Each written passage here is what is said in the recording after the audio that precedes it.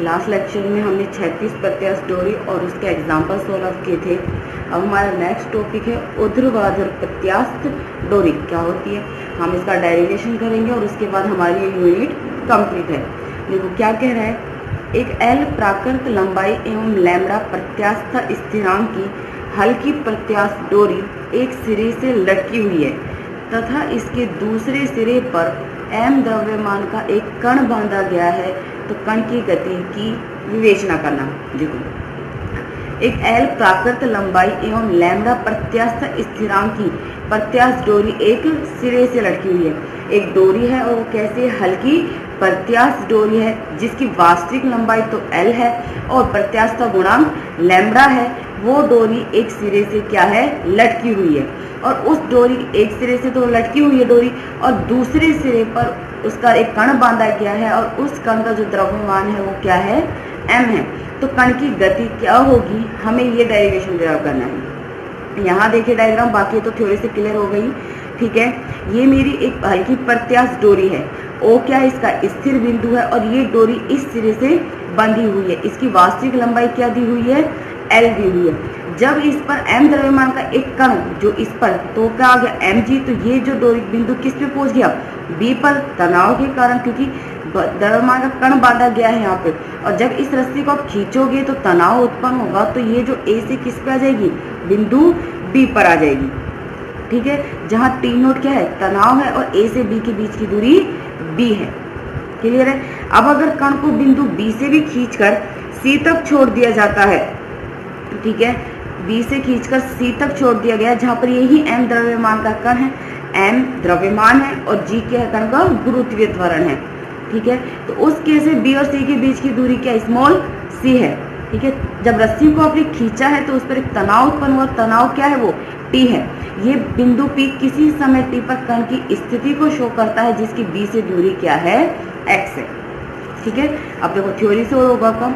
माना OA is equal to L वास्तविक लंबाई की एक डोरी है तथा O स्थिर बिंदु है जो रस्सी के ऊपरी सिरे पर बंधा हुआ है। ये है हमारा OA जो कि जिसकी वास्तविक लंबाई क्या है, L है। ये डोरी है, O क्या है, इसका स्थिर बिंदु है जो रस्सी के ऊपरी सिरे पर बंधा हुआ है।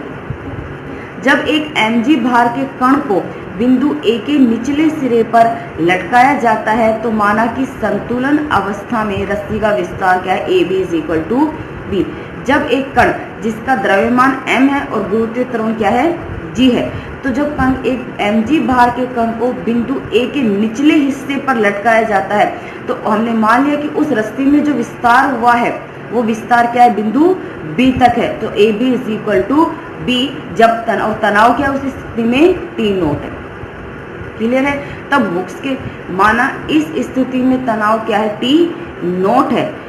ठीक है, तो तब हुक्स के नियम से तनाव तो क्या हो गया, T naught is equal to, Hooke's का नियम क्या कहता है, लैम्बडा इंटू लंबाई में विस्तार अपॉन में वास्तविक लंबाई। अगर हम यहाँ देखें तो हमारी वास्तविक लंबाई क्या थी, L थी। जब उस द्रव्यमान mg भार के कण को लटकाया तो उसमें विस्तार कितना हो गया है लंबाई में, B।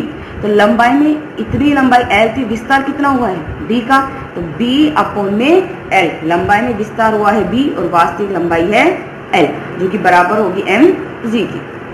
ठीक है ना। अब कण को बिंदु B से खींचकर C तक छोड़ दिया जाता है, तब कण की गति C के ऊपर होगी जहां BC is equal to small c है। अब कण को हमने इस बिंदु B से खींचकर कहाँ तक छोड़ दिया, C पर छोड़ा है, तो जो कण गति करेगा तो कण की गति क्या होगी, C से ऊपर होगी जहाँ इस BC की वैल्यू क्या है, स्मॉल c। माना t समय पर कण की स्थिति बिंदु P पर है जहां BP is equal to x। किसी समय t पर जो मेरा कण है वो किस पर स्थित है, बिंदु P पर विद्यमान है, किस तरीके से कि B और P के बीच की दूरी क्या है, x है। यदि इस स्थिति में डोरी में तनाव T है तब हुक्स के नियम से जब हमने कण को बिंदु B से खींचकर C तक छोड़ा है तो रस्सी में तो तनाव उत्पन्न होगा ही। हमने मान लिया कि वो जो तनाव है वो क्या है, हमारा T है। तो हुक्स का नियम क्या कहता है, लैम्बडा इंटू लंबाई में विस्तार अपॉन में वास्तविक लंबाई। अगर हम यहाँ देखें तो वास्तविक लंबाई L है, जब A से B तक खींचा तो B और फिर B से भी खींच दिया C तक x, तो यानी ये तो वास्तविक लंबाई है x, इतनी दी हुई थी हमारे पास। ठीक है, हमने रस्सी को खींचकर कहाँ तक पहुंचा दिया, बिंदु B से A से लेके C तक डिफाइन कर दिया है। ये दूरी है B, ये दूरी है X, ठीक है, तो टोटल कितनी हो जाएगी, B प्लस में X। क्लियर है ये चीज। और वास्तविक लंबाई क्या है, L है, lambda into b plus x upon में L। ये t समय पर डिफाइन कर रहे हैं, इधर ध्यान रखना, कहीं आप ये नहीं कि b प्लस सी कर दो। हम t समय पर कण की स्थिति बिंदु P पर है और उसी स्थिति में तनाव क्या आ रहा है, t आ रहा है। तो अगर यहाँ तक देखें तो ये दूरी है b, ये है x, तो टोटल लंबाई में जो वृद्धि हुई वो कितनी हुई है, b प्लस में x, और वास्तविक लंबाई है L। क्लियर है ये चीज। तो हुक्स के नियम से क्या होगा, lambda into b plus x upon l, multiply कर दो तो lambda b upon l plus में lambda x upon l. Lambda b upon l का मान समीकरण 1 से रख सकते हैं, जो क्या है हमारा एम जी। कर दिया हमने पुट। नाउ अब समय टी पर कण की गति का समीकरण क्या होगा, m d square x over d t square is equal to m g minus में टी। हमारी ये होती है कण की गति की समीकरण। टी का मान समीकरण 2 से पुट कर दीजिए। हमने यहाँ पर पुट कर दिया, एम जी से एम जी कैंसिल आउट, क्या बचेगा आपका, minus lambda x upon L. M को इधर लेके जाएंगे तो d square x over d t square is equal to minus lambda upon L m into में एक्स। क्लियर है। D square x over d t square क्या है, हमारा त्वरण है, और हमें पता है त्वरण का एक मान क्या होता है, v d v over d x. हम इसके सरल आवर्त गति का भी डिस्कस करेंगे, लेकिन वो हमारा केस में डिस्कस करेंगे, ठीक है। नाउ पुट कर दीजिए d square x over d t square की जगह v d v over d x, जो क्या हो गया minus lambda upon L m into में एक्स। एक्स और वी के वेरिएबल को हम सेपरेट कर सकते हैं, सेपरेट कीजिए। यहाँ पर वी के फंक्शन हो गए, यहाँ पर एक्स का फंक्शन हो गया। दोनों तरफ समाकलन कीजिए तो ये समाकलन क्या होगा, वी स्क्वायर बाई 2। यहाँ ये वैल्यूज तो कांस्टेंट है, तो एज इट इज एक्स का समाकलन क्या होगा, x square by 2 plus D upon 2, जहाँ डी समाकल स्थिरांक है और ये 2 हमने इसलिए लिया है ताकि हम ये 2 कैंसिल आउट कर सकें। जब 2 कैंसिल आउट होगा तो क्या होगा, बचेगा v square is equal to minus lambda upon L m into x square plus d. Clear है। नाउ अब अगर हम सी बिंदु के ऊपर डिफाइन करें तो यहाँ देखिए जो सी बिंदु पर है, ठीक है, वेग तो क्या है, 0 है, ये लास्ट पॉइंट है, और दूरी x की जगह क्या डिफाइन हो गया है, c। तो बिंदु c पर x बराबर तो c और v बराबर 0। जैसे x बराबर c और v बराबर 0 यहाँ पुट करोगे तो d का मान क्या हो गया आपका, लैम्बडा अपॉन में एल एम इंटू में c स्क्वायर। क्लियर है। नाउ समीकरण 4 में d का मान पुट कर दीजिए, ये वैल्यूज होगी। यहाँ से लैम्बडा अपॉन एल एम क्या आ रहा है, कॉमन आ रहा है। जैसे ही कॉमन लोगे तो वी स्क्वायर क्या हो गया, lambda upon L m into c square minus में एक्स स्क्वायर। क्लियर है। नाउ समीकरण 1 देखिए आपकी क्या थी, m g is equal to lambda into b upon में एल, यही थी, m g is equal to lambda into b upon में एल। अगर मैं यहाँ से लैम्बडा अपॉन एल एम की वैल्यू क्या हो जाएगी, जी अपॉन में वी, तो समीकरण 1 से lambda upon L m is equal to g upon b put कर दो। यहाँ पे इक्वेशन क्या होगी आपकी, v square is equal to g upon b into c square minus में एक्स स्क्वायर। क्लियर है।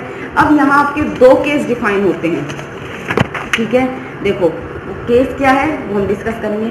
जब आपने ए से बिंदु भार का कण, एम जी भार के कण को बी तक छोड़ा था तो उसकी दूरी कितनी हुई थी, बी। उसके बाद बी से खींचकर कण को किस पे छोड़ा है, सी पर, जिसकी दूरी क्या है, सी है, ठीक है। अब डिफाइन ये होता है कि या पहला केस तो बनता है कि जो ये दूरी ए से बी के बीच की है वो बराबर हो बी से सी के बीच की, ठीक है, उसे कम हो या उसके बराबर हो, तो क्या रिजल्ट मिलता है। और दूसरी कंडीशन होती है कि जब आपने बी से खींचकर सी को छोड़ा है तो ये दूरी अधिक है इस दूरी से। क्लियर है, क्योंकि क्वेश्चन में आपको जो डेरिवेशन दिया है इसमें कोई दूरी डिफाइन नहीं की, हमने यहाँ से यहाँ तक खींचा और यहाँ से यहाँ तक। अब रिजल्ट बनता है कि ये जो दूरी है या तो बराबर हो, छोटी हो, और या फिर बड़ी हो एक दूसरे से, ठीक है। तो पहला केस है वो हम हमारा डिस्कस करते हैं कि यदि c less than equal to b, अगर c less than equal to b है, ठीक है, कि यानी ये दूरी या तो बराबर है या आपने जो b से कण को खींचकर c तक छोड़ा है ये इस दूरी से क्या है, कम है, तो उस कंडीशन में यहाँ देखिए जो आपकी इक्वेशन हमने निकाली थी, इक्वेशन नंबर 3, ये किस टाइप की इक्वेशन है? इसी फॉर्म की इक्वेशन है, d square x over d t square is equal to minus mu x. इसी तरीके की इक्वेशन है ये समीकरण 3, म्यू की जगह सिर्फ क्या है, लैम्बडा अपॉन में एल एन। ये समीकरण किसकी? सरल आवर्त गति की समीकरण है। तो यानी जो समीकरण 3 है वो क्या है? सरल आवर्त गति की समीकरण है। 3 और 6 के कंपैरिजन करो तो म्यू की वैल्यू क्या हो चुकी है आपकी? लैम्बडा अपॉन में एल एम। और लैम्बडा अपॉन एल एम का मान किसके बराबर है? जी अपॉन बी के। तब आवर्त काल क्या होगा? 2 पाई अपॉन में अंडर रूट म्यू, म्यू का मान यहाँ से रखिए 2 pi under root b upon g. तो यानी जब c less than equal to b था तो मेरी जो इक्वेशन मिली है वो कैसी है? सरल आवर्त गति समीकरण है। तो यानी जब c less than equal to b है तो जो मेरी कण की गति होगी वो कण की गति कैसी होगी? सरल आवर्त गति होगी। क्लियर है ये चीज ना? अब दूसरा रिजल्ट बनता है कि जब c क्या है? ग्रेटर देन b है, यानी जो ये डिस्टेंस कवर की हुई है, ये जो डिस्टेंस है वो क्या है? इससे ज्यादा की डिस्टेंस है। तो क्या रिजल्ट हमारा डिफाइन होगा? देखिए, यदि c ग्रेटर देन b है तब कण ऊपर की ओर गमन करेगा और जैसे ही कण बिंदु a के ऊपर जाएगा तो रस्सी क्या हो जाएगी? ढीली हो जाएगी, जिससे रस्सी में जो तनाव है वो शून्य हो जाएगा और उस स्थिति में कण गुरुत्वाकर्षण के अधीन गतिमान होगा। यानी देखो ये क्या कह रहा है कि जब c ग्रेटर देन b है तो मेरा कण किसकी ओर? ऊपर की ओर गति करेगा और जैसे ही ऊपर की ओर गति करेगा और जब कण बिंदु a के ऊपर पहुंचेगा, यहीं पे कहीं पर भी डिफाइन हो सकता है, उस केस में रस्सी क्या हो जाएगी? ढीली हो जाएगी और जैसे ही रस्सी ढीली हो जाएगी तो तनाव क्या हो जाएगा? 0 हो जाएगा। और तनाव 0 हो जाएगा तो उस कंडीशन में जब मेरा कण गति करेगा वो सिर्फ किसके अनुदिश गति करेगा? गुरुत्वाकर्षण के अनुदिश ही गति करेगा। क्लियर है? तो यानी सरल आवर्त गति, जब कण की गति सरल आवर्त गति है और गुरुत्वाकर्षण की अधीन गति करता है तो उस स्थिति में जो कण का वेग है वो क्या हो जाता है? शून्य हो जाता है। ये चीज ना अब मैं डिफाइन कर रही हूँ, बिंदु A के ऊपर होता है तनाव 0, उस कंडीशन में गुरुत्वाकर्षण के अधिक गमन करता है, यानी बिंदु A से ऊपर क्या है? उसका वेग शून्य है और सरल आवर्त गति में भी वेग क्या होता है? शून्य। अब बात करते हैं बिंदु A पर। हमने मान लिया बिंदु A पर जो मेरा कण का वेग है वो क्या है? u है और जो दूरी है वो क्या है? b है। तो उस केस में जो हमारी समीकरण 5 थी, जो हमने क्या निकाली थी? ये थी v square is equal to g upon b into c square minus x square. बिंदु A पर वेग तो क्या है? u है और दूरी क्या है? b square. पुट कर दिया, u square is equal to g upon b into c square minus b square. g को इधर ले आए तो ये इक्वेशन यही है, u स्क्वायर अपॉन में g is equal to c square minus b square upon में v। सिर्फ दोनों तरफ मैंने 1/2 से मल्टीप्लाई किया है। क्लियर है जी? अब ये जो कंडीशन है u square upon 2g is equal to c square minus b square, ये उसी केस में सत्य होगा यदि बिंदु O से ऊपर की ऊंचाई L से ज्यादा ना हो। कि बिंदु जो O है मेरा डिफाइन किया है उसकी ऊंचाई क्या हो? L से ज्यादा। और L क्या है? O से A के बीच की दूरी जो कि वास्तविक लंबाई है। ये जो रिजल्ट है u square upon 2g upon में c square minus b square upon में 2b, ये उसी केस में डिफाइन होगा जब कण की बिंदु O से ऊपर की जो ऊंचाई है वो L से ज्यादा ना हो, जो कि मेरी क्या है? वास्तविक लंबाई। अन्यथा अगर L से ज्यादा है ऊंचाई तो जो कण की गति है वो कैसी हो जाएगी? सरल आवर्त गति होगी। ठीक है? तो अब अगर बिंदु की O से ऊपर की ऊंचाई L से ज्यादा नहीं है तो यानी गति सरल आवर्त गति नहीं है, तो उस केस में c square minus b square upon 2b क्या हो जाएगा? Less than equal to 2l। कैसा है? ये जो एक रिजल्ट है मेरे, ये वेग का होता है रिजल्ट कि v square is equal to होता है u स्क्वायर माइनस 2gh। ठीक है? अब मेरा जो बिंदु O से ऊपर का जो मेरा वेग है वो क्या है? 0। तो ये क्या मेरा u square minus 2gh is equal to 0। ठीक है? तो यानी u स्क्वायर अपॉन 2g क्या हो गया? मेरा h हो गया है। क्लियर है ये चीज? मेरी इस इक्वेशन में u स्क्वायर अपॉन 2g है वो किसके बराबर हो गया? h के बराबर हो गया। अब हमने ये क्या पढ़ा है यहाँ पे कि बिंदु O से ऊपर की ऊंचाई L से ज्यादा ना हो। L से ज्यादा नहीं हो तो यानी या तो L के बराबर होगी या L से कम होगी। अब इतनी डिस्टेंस तो कितनी है? L है और इससे जो ऊपर की हमारी जो लंबाई होगी वो L से ज्यादा नहीं होनी चाहिए, या तो L के बराबर होनी चाहिए या फिर L के क्या होनी चाहिए? कम होनी चाहिए। तो एक तो ये हो गया एल, और ऊपर हमने डिफाइन कर दिया एल, जो लेस देन इक्वल टू का साइन से डिफाइन करेगा, या तो ये भी एल के बराबर है या फिर एल से छोटी होनी चाहिए, लेकिन एल से ज्यादा नहीं होनी चाहिए, इसके ऊपर की ऊंचाई। तो यानी ये क्या हो गया, c square minus b square upon 2 के less than equal to 2l। Clear है, एच ऊंचाई को शो करता है, यहाँ मेरी ऊंचाई कितनी है, एल है। तो सी स्क्वायर माइनस बी स्क्वायर क्या होगा, less than equal to 4bl। तो सी स्क्वायर क्या हो गया, less than equal to b square plus 4bl, यानी c is less than equal to under root b square plus 4bl। Clear है ये चीज। ये होती है जब सी क्या है, ग्रेटर देन बी है, तो उस कंडीशन में जो मेरे कण की गति होती है वो सरल आवर्त गति नहीं होती है। बस आप इस चीज का ध्यान रखना। ये हमारी आई है क्योंकि यू स्क्वायर माइनस वेग 0 है, तो यू स्क्वायर माइनस 2gh क्या हो गया, मेरा 0 हो गया है।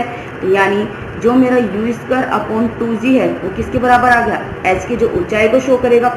ओ से ए के बीच की दूरी एल है, अब ओ से जो ऊपर की दूरी होगी वो एल से ज्यादा नहीं होनी चाहिए, यही लिखा है एल से ज्यादा ना हो, तो यानी वो क्या होगी, एल के बराबर होगी या एल से कम होगी। टोटल कंप्लीट डिस्टेंस निकालूंगी तो वो क्या हो जाएगा, 2l, जो कि लेस देन इक्वल। क्लियर है, ये था। इसी के साथ आपकी फर्स्ट यूनिट कंप्लीट हो चुकी है। ठीक है, अगर आप लोगों को कोई भी डाउट है या किसी भी क्वेश्चंस में, किसी भी डेरिवेशन में कोई भी प्रॉब्लम है, कुछ समझ में नहीं आया, तो आप मुझे बता दीजिए, मैं वापस से आपको कोई चीज़ समझा दूंगी। अदरवाइज नेक्स्ट लेक्चर में मैं आपकी सेकेंड यूनिट स्टार्ट करूँगी। ओके।